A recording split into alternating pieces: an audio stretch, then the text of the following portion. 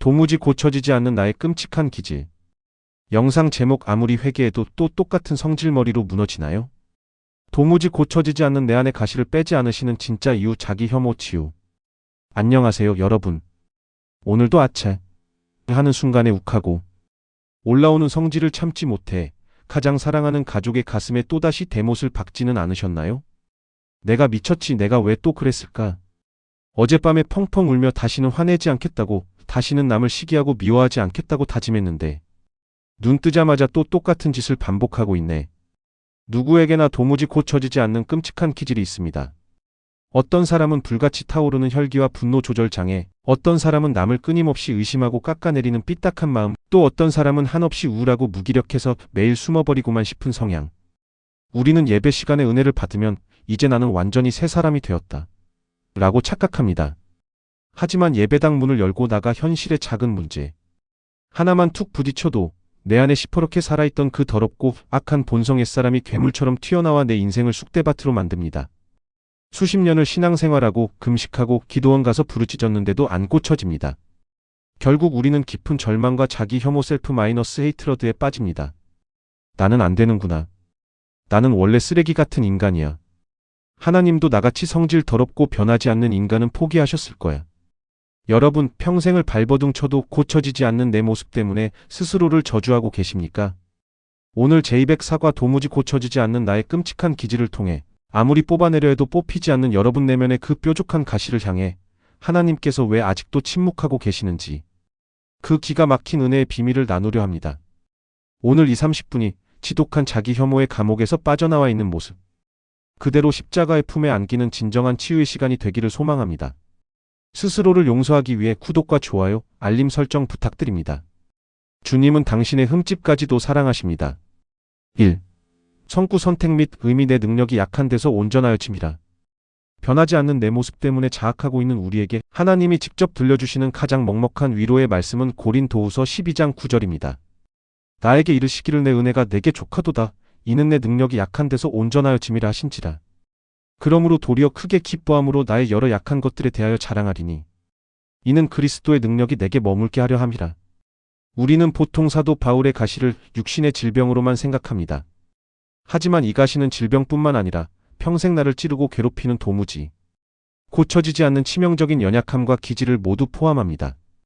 바울이 얼마나 괴로웠으면 이 가시 좀 빼주십시오 라고 3번이나 생명을 걸고 간구했겠습니까?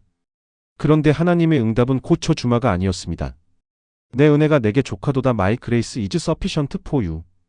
네가 그 성질머리를 가지고 있는 지금 상태가 너에게는 가장 완벽한 은혜다라는 충격적인 선언입니다. 왜 그렇습니까?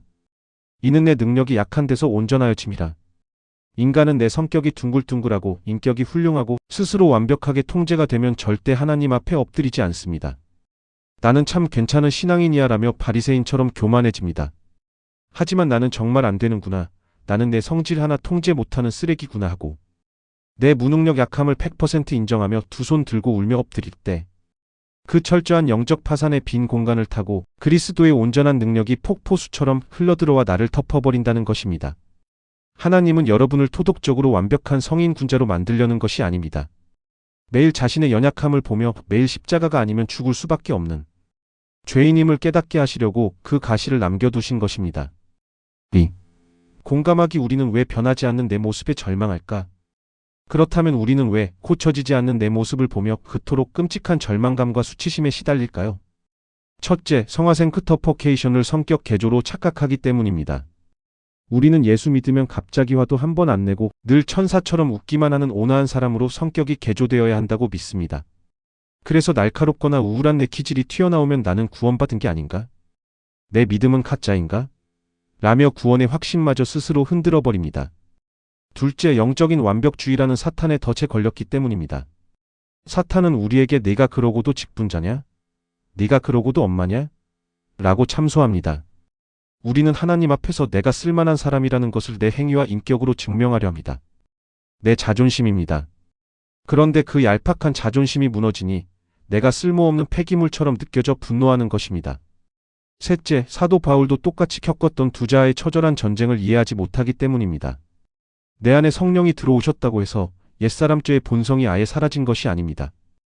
두 마리의 개가 피 터지게 싸우는 것이 정상적인 그리스도인의 상태입니다. 갈등조차 없는 불신자보다 갈등하며 괴로워하는 당신이 지금 살아있다는 증거입니다. 3. 살해 연구 로마서 7장의 바울의 탄식과 불같은 모세의 혈기. 나의 이 더러운 기질 때문에 지옥을 겪는 사람은 여러분 혼자가 아닙니다. 성경의 가장 위대한 거인들도 똑같은 고통을 겪었습니다. 살해 1바울의 처절한 오열 로마서 7장. 신약 성경의 절반을 쓰고 수많은 기적을 일으켰던 사도 바울.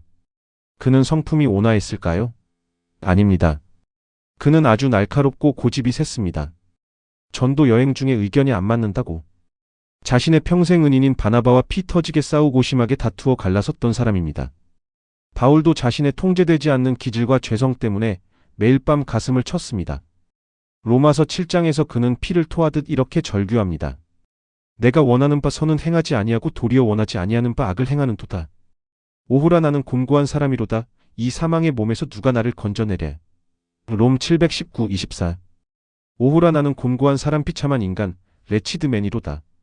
가장 위대한 사도가 나는 쓰레기다. 라고 절규한 것입니다. 바울은 자신의 인격이나 의지로는 이 죄의 기질을 도저히 이길 수 없음을 철저하게 인정했습니다. 완벽한 패기를 든 것입니다. 살해 지워지지 않은 모세의 혈기 민수기 20장.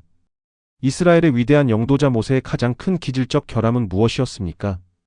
바로 불같은 혈기와 분노 조절 장애였습니다.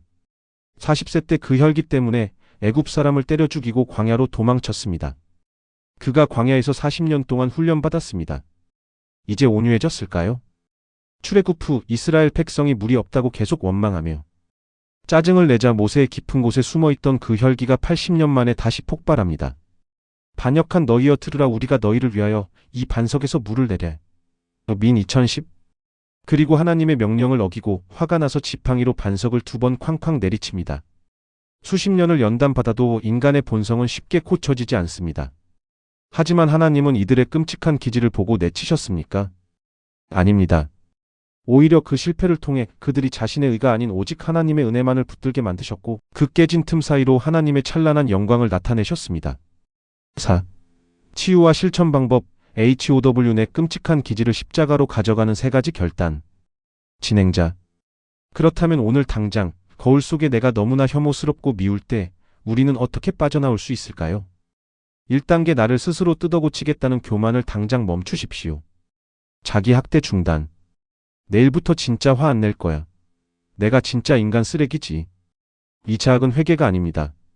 내 힘으로 완벽해질 수 있다는 무서운 영적 교만입니다. 표범이 자기 반점을 지울 수 없듯이 인간은 스스로 뇌의 각인과 기질을 고칠 수 없습니다. 하나님 저는 안 됩니다. 제 힘으로는 1도 변할 수 없는 뼈속까지 썩은 죄인입니다. 이 처절한 영적 파산을 먼저 인정하고 셀프 고문을 멈추십시오. 2단계 나의 약점을 사탄이 아닌 성령의 알람 시계로 사용하십시오. 내 더러운 성질머리가 튀어나오려고 할 때 사탄은 거 봐, 넌 가짜야라고 정죄합니다. 그때 그 참소를 이렇게 역이용하십시오. 아, 또 내 약점이 튀어나왔네. 이게 바로 지금 당장 내가 예수님의 십자가를 꽉 붙잡아야 한다는 성령님의 피상 알람이구나. 내가 분노할 때마다 우울할 때마다 그것을 십자가로 달려가는 안전벨트로 쓰십시오. 약점이 튀어나올 때마다 주님의 이름을 부르면 가시는 오히려 은혜의 통로가 됩니다. 3단계 내 인격행위 아닌 예수 그리스도의 의심부를 뻔뻔하게 주장하십시오. 우리의 구원과 가치는 내 성격이 얼마나 둥글둥글한지에 달려있지 않습니다. 하나님이 당신을 보실 때 당신의 그 뾰족한 가시를 보시는 것이 아니라 당신을 감싸고 있는 예수 그리스도의 흠없는 옷보혈을 보십니다. 주님, 저는 여전히 이 모양 이 꼴로 형편없이 무너졌습니다. 하지만 제 안에 피 흘리신 예수 그리스도를 보시고 저를 안아주옵소서. 이 뻔뻔할 정도의 십자가 의존성이야말로 하나님이 가장 기뻐하시는 진짜 믿음입니다. 5. 왜 WHY? 주님이 십자가에서 다 이루셨기 때문입니다. 왜 우리는 내 끔찍한 기질 앞에서도 기어이 다시 고개를 들고 웃을 수 있습니까? 내가 평생을 노력해도 고칠 수 없는 나의 이 파괴적인 본성과 죄악들을 예수님이 십자가 위에서 이미 완벽하게 끝내버리셨기 때문입니다. 예수님이 십자가에 달리셨을 때 수많은 무리가 조롱했습니다. 하지만 예수님을 가장 고통스럽게 한 것은 그 조롱이 아니었습니다.